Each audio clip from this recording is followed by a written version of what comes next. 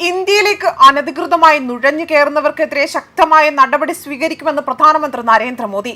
ചില ഭാഗ്യശക്തികൾ നുഴഞ്ഞുകയറ്റക്കാരെ സഹായിക്കുകയാണ്. അവർ നമ്മുടെ രാജ്യത്തെ പെൺമക്കളെയും സഹോദരിമാരെയും ഒക്കെ തന്നെ ലക്ഷ്യമിടുന്നു. ഇത് എന്റെ ഉള്ളിൽ വലിയൊരു ആശങ്കയായി നിഴലിക്കുകയാണ്. ഇത് നിങ്ങൾക്ക് കൂടി അറിയാൻ ഞാൻ ആഗ്രഹിക്കുന്നു എന്നാണ് പ്രധാനമന്ത്രി നരേന്ദ്രമോദി സ്വാതന്ത്ര്യദിന പ്രസംഗത്തോടുകൂടി പറഞ്ഞത്. ഗൂഢാലോചനയിലൂടെ തന്നെ ഇന്ത്യയുടെ ജനസംഖ്യാശാസ്ത്രം ചിലർ മാറ്റിമറിക്കുന്നു. നുഴഞ്ഞുകയറ്റക്കാർ എന്റെ രാജ്യത്തെ യുവാക്കളുടെ ഉപജീവന മാർഗം തട്ടിയെടുക്കുകയാണ് ചെയ്യുന്നത്. ഇതെന്റെ രാജ്യത്ത് ഒരിക്കലും ഞാൻ അനുവദിക്കില്ല എന്നും പ്രധാനമന്ത്രി വ്യക്തമാക്കി. അദ്ദേഹമാകട്ടെ പേരെടുത്ത് പറഞ്ഞില്ല എങ്കിൽ പോലും നുഴഞ്ഞുകയറ്റക്കാർക്ക് വളം വെച്ചു കൊടുക്കുന്നത് അല്ലെങ്കിൽ അവരെ മറഞ്ഞിരുന്നു കൊണ്ട് സഹായിക്കുന്നത് കോൺഗ്രസ് പാർട്ടിയാണ് എന്നുള്ളതും മറ്റൊരു വാസ്തവമാണ്.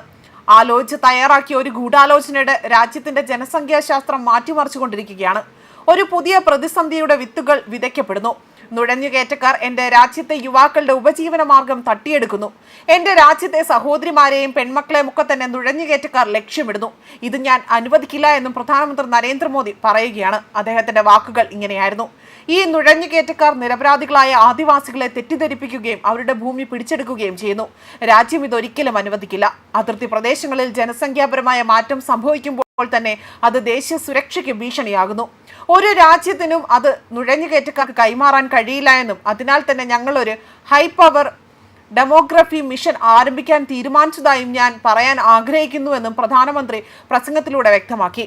നമ്മെ ആക്രമിക്കാനുള്ള ശത്രുക്കളുടെ ഏതൊരു ശ്രമത്തെയും പരാജയപ്പെടുത്തുന്നതിനായി തന്നെ ശക്തമായ ആയുധ സംവിധാനം സൃഷ്ടിക്കുന്നതായി തന്നെ ഇന്ത്യ മിഷൻ സുദർശൻ ചക്ര ആരംഭിക്കും.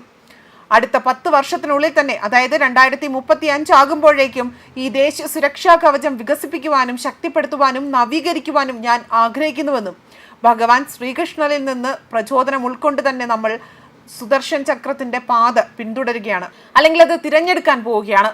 രാഷ്ട്രം സുദർശൻ ചക്ര ദൗത്യം ആരംഭിക്കുകയാണ് എന്നും അദ്ദേഹം ഇവിടെ വ്യക്തമാക്കി. സുദർശൻ ചക്രം പോലെ ലക്ഷ്യത്തിന്റെ അടിസ്ഥാനത്തിൽ ഞങ്ങൾ മുന്നോട്ട് പോകും. യുദ്ധസമാനമായ കാര്യങ്ങൾ കൂടി കണക്കിലെടുത്തുകൊണ്ട് തന്നെ അതിനുശേഷം ഒരു +1 നയത്തോടു കൂടി ഞങ്ങൾ അതിൽ പ്രവർത്തിക്കുകയാണ് ചെയ്യുക എന്നും അദ്ദേഹം വ്യക്തമാക്കുന്നു. കർഷക താല്പര്യത്തിനെതിരായ ഏതൊരു നയത്തിനെതിരെയും താൻ ഒരു മതിൽ പോലെ തന്നെ നിൽക്കുമെന്നും അദ്ദേഹം ഇവിടെ പറയുന്നുണ്ട്.